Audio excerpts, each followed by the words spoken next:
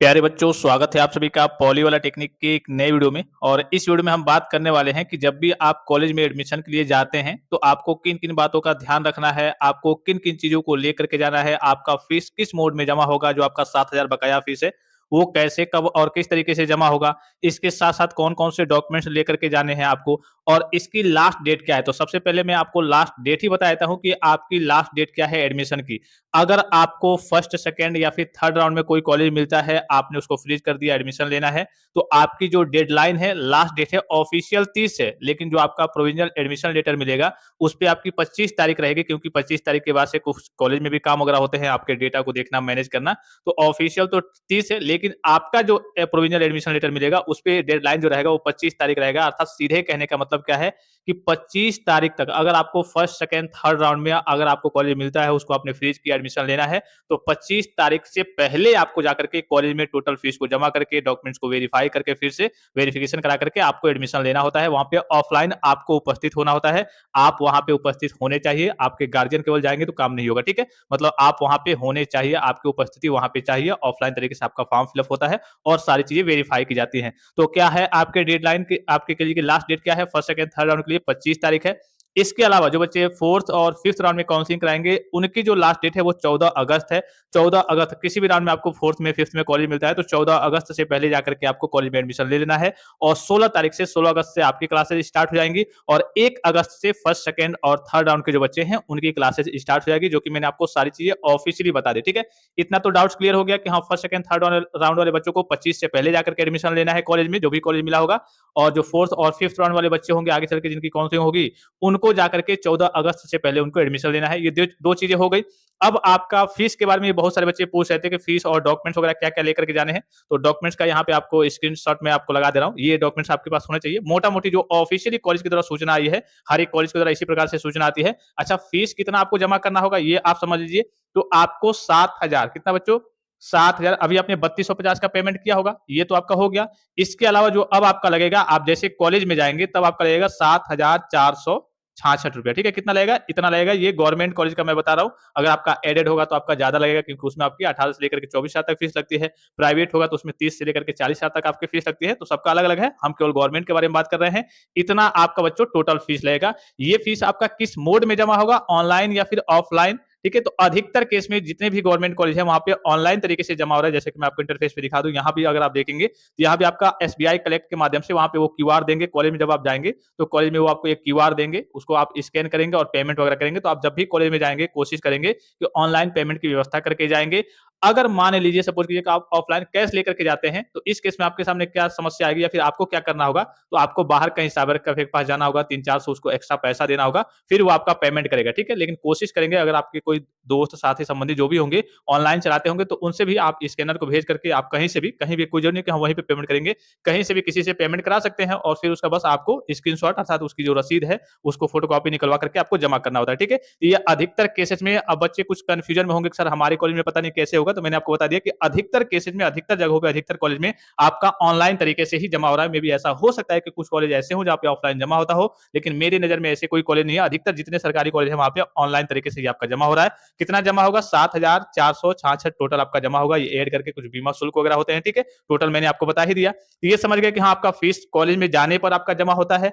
कैसे जमा होता है ऑनलाइन ऑफलाइन वो मैंने आपको बता दिया। अब थोड़ा सा आगे चलते हैं। इसमें डॉक्यूमेंट्स आपके क्या क्या लगेंगे जब भी आप एडमिशन में जाएंगे? तो एडमिशन टाइम में ये ऑफिशियली मैं आपको कॉलेज का डेटा दिखा रहा हूँ। तो आपके 5 फोटो लगेंगे।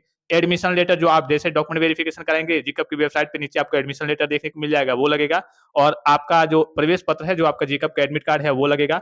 उसके बाद से हाई स्कूल का आपका मार्कशीट वगैरह। अच्छा, ये भी ध्यान रखना है, ये सारी चीजें आपको फोटो कॉपी तो लगेंगे ही, सारी चीजें आपको ओरिजिनली जितने डॉक्यूमेंट्स है वो आपको लेकर के जाना है। लाइक आपका आधार कार्ड, हाई स्कूल की मार्कशीट, जितने भी ओरिजिनल, जैसे आपका टीसी हो गया वो ओरिजिनल लगता है, सीसी कैरेक्टर सर्टिफिकेट हो गया वो भी आपका ओरिजिनल लगता है। और टीसी और सीसी अगर आपको कॉलेज से नहीं मिला है तो आपको उसमें समय मिल जाएगा। 1 महीने तक का कॉलेज से समय मिल जाता है कि ठीक है आप 1 महीने बाद ला करके जमा कर सकते हैं। ये भी मैंने आपको बता दिया।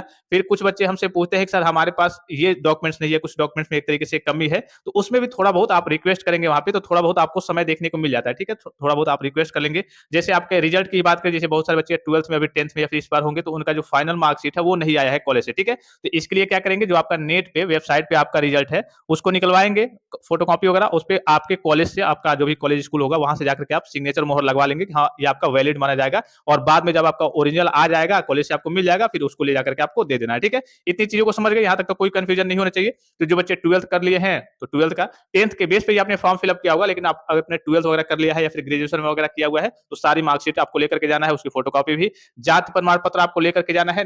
आपका एक फोटोकॉपी होता है जो भी आपका जाति प्रमाण पत्र हो गया, और ये भी सारे आपको ओरिजिनल भी ले जाने हैं। ओरिजिनल जमा नहीं होगा, लेकिन ओरिजिनल आपको ले जाना है, देखा जाता है ओरिजिनल। इसके साथ साथ आपको फोटोकॉपी और एक आपका नेट कॉपी निकलता है। आप साइबर कैफे के पास जाएंगे, कहेंगे तो वो आपको एक, इंटरनेट से ये सारे काम आपके ऑनलाइन होते हैं आजाद निवास वाले, तो वो एक नेट कॉपी निकाल करके देगा, उसको लेकर के जाना है। अगर आपका ये कि सामान्य है, जनरल से है, तो आपका कास्ट सर्टिफिकेट नहीं लगता है। लेकिन अगर आपने ईडब्ल्यूएस फॉर्म में पहले लगाया था, तो इस केस में आपके पास ईडब्ल्यूएस का सर्टिफिकेट होना चाहिए, उसको आपको लेकर के जाना है।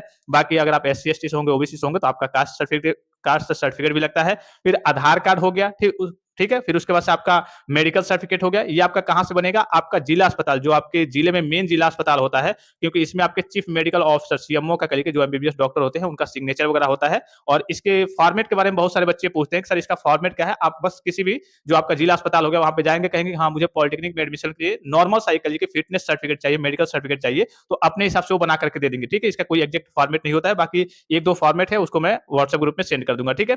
फिर उसके बाद से देखिए, यहाँ पे आपको दिख रहा होगा 9 नंबर वाला पॉइंट दिख रहा होगा आपको, जो भी आपने संस्था छोड़ा है, जहां से मान लीजिए कि आपने 10th या फिर 12th किया है। अधिकतर बच्चे 10th के बेस पे फॉर्म फिलअप करते हैं, लेकिन आते क्या है, 12th करके आते हैं, ठीक है। हो सकता है आप 10th करके आ रहे होंगे, और मैक्सिमम नंबर ऑफ बच्चे क्या करते हैं, 12th करके आते हैं। तो जहां से भी प्रीवियस जो भी आपका स्कूल होगा, जिसको छोड़ करके आप आ रहे होंगे, ठीक है, तो उसका क्या कर लेना है आपको, यहाँ देखिए TC और CC, यानी कि ट्रांसफर सर्टिफिकेट और करेक्टर सर्टिफिकेट, वहां से आपको ले लेना है, वहां से आपको मिल जाएगा। और TC पे आपका काउंटर सिग्नेचर रहेगा। अगर आपको अदर स्टेट में कहीं, सॉरी, अदर जिले में, जैसे आपका जिला गोरखपुर हो गया और आपको कॉलेज मिल गया है लखनऊ वाले जिले में, तो अब आपके TC पे एक काउंटर सिग्नेचर होता है। काउंटर सिग्नेचर आप अपने स्कूल वालों से कहेंगे तो वो TC पे करा करके आपको दे देंगे। कई जगह बिना काउंटर सिग्नेचर के भी एडमिशन वगैरह कभी कभी हो जाता है, लेकिन जहां मार्क दिया जाता है फिर आपको दौड़ धूप करना पड़ता है, तो पहले ही आप TC पे काउंटर सिग्नेचर करा लेंगे, ठीक है।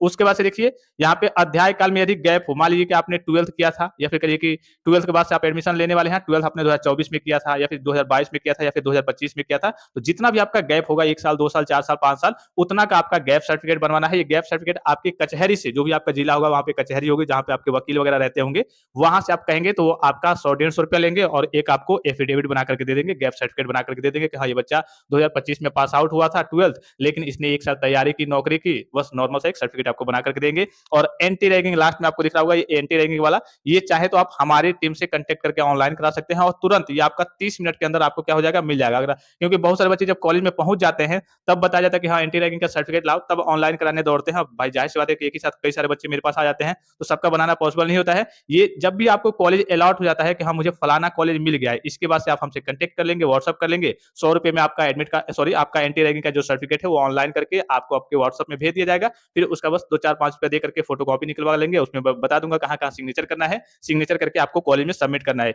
ये मैं आपको, इसलिए पूरा डॉक्यूमेंट्स के बारे में तो कई सारे मैंने आपको वीडियो प्रोवाइड कर रखे हैं, ये मैं आपको ऑफिशियल बता रहा हूँ पूरा, जिसमें मैंने आपको सारे डॉक्यूमेंट्स बता दिए कि हाँ इतनी चीजें तो कम से कम आपके पास होनी ही होनी चाहिए। और इसके अलावा मैंने आपको फीस का डेटा बता दिया कि कितना फीस लगता है और किस मोड में आपका जमा होता है, ये भी सारी चीजें बच्चों मैंने आपको बता दी। बाकी और भी आपके मन में कोई जानकारी हो, कोई भी चीज आप पूछना चाहते हैं, तो आप कमेंट बॉक्स में कमेंट करके पूछ सकते हैं। फिलहाल इस वीडियो में इतना ही, इजाजत दीजिए, धन्यवाद, थैंक्स फॉर वॉचिंग, मिलते हैं नेक्स्ट वीडियो में।